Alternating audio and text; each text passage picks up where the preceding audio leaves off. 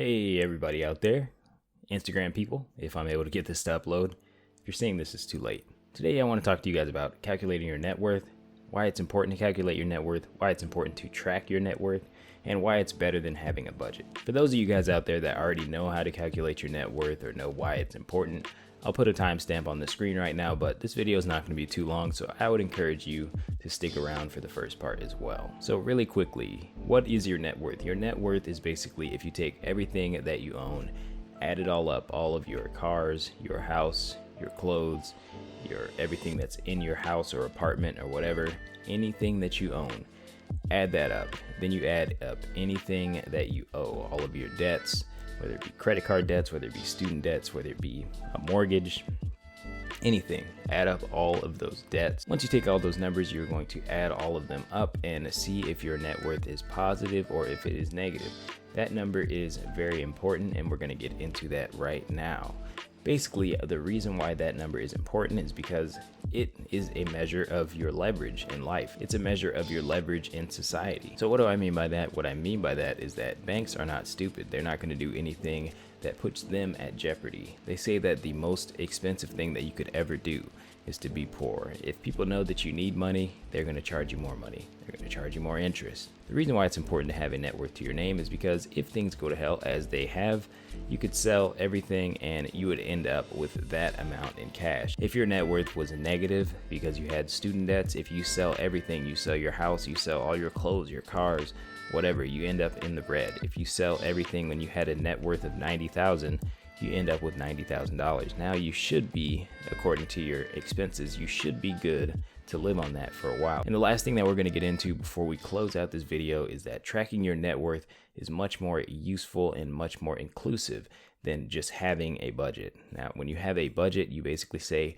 this is the amount that I'm going to spend each month, which is not a terrible thing, but it doesn't necessarily build good habits in a way that I think is conducive. So let me tell you guys a little story. I used to be a track coach when I was a little bit younger. 2-3 years ago, I was a track coach, and my kids would always come up to me and I would tell them, you know, I was a long jump coach. So I would tell them, you're going to take 10 steps and then you're going to go off of this foot or that foot, whichever dominant foot that was. And I would tell them, once you hit that step count, you're going to jump. And they would tell me, like, coach, how do I know when I'm hitting that step count? It's hard for me to count that and then jump. And I would tell them, look, just jump.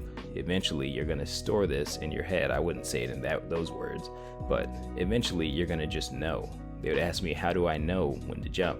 I just know. I didn't used to count when I was running college track.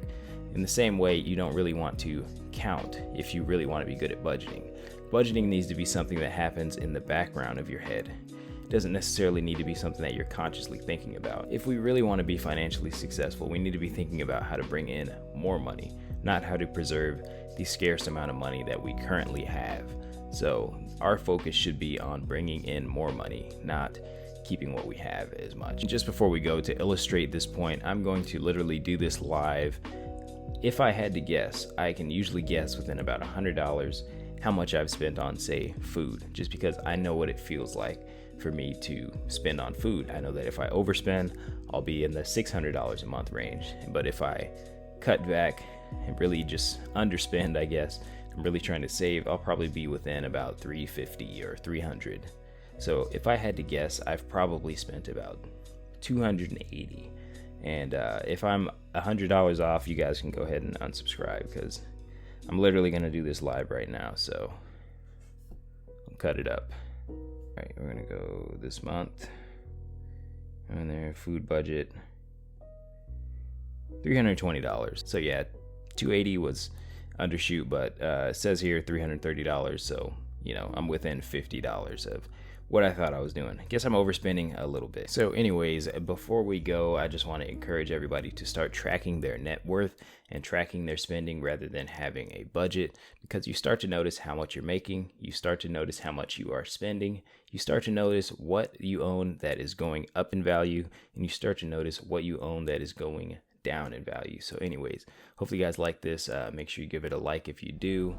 But I'll see you guys in the next video. Hit the links on your way out, and I'm done self-promoing. See you guys in the next video.